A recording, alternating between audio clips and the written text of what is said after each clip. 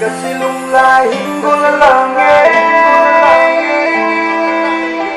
Kasi lunglahin di ba kadakli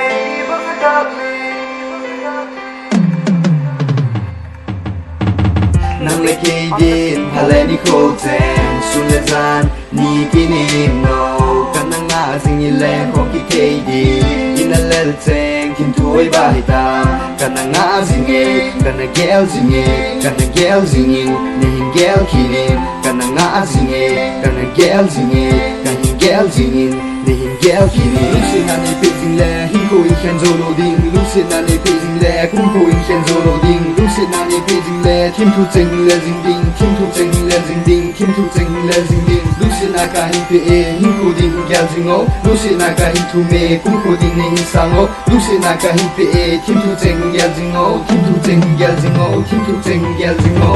Walang ano silong ikaway mo Nang bay Muna rin ng nilo Galing baby silongin ng gelo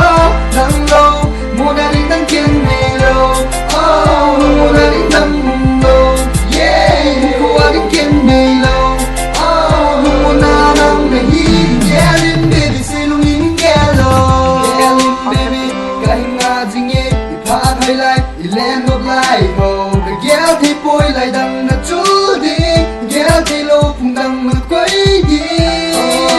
Gel thì lâu Gel thì lâu Gel thì lâu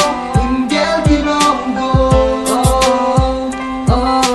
Nam ki ding ki na min kahin na zingiyo Nam le ki ding ino kahin tibiyogo Kawa kila teng ho de hingay da mino Kasu kila teng ho de hingay da mino Nam ki ding ki na min kahin na zingiyo Nam le ki ding ino kahin tibiyogo Kawa kila teng ho de hingay da mino Kasu kila teng ho de hingay da mino Oh nam lo silong ikaway mo Nam di mo na rin ng nilo Gelin baby silongin ng gelo Nang low Muna rin ng kinilo Oh Muna rin ng umlo Yeah Hikohin ng kinilo Oh Muna nang nahi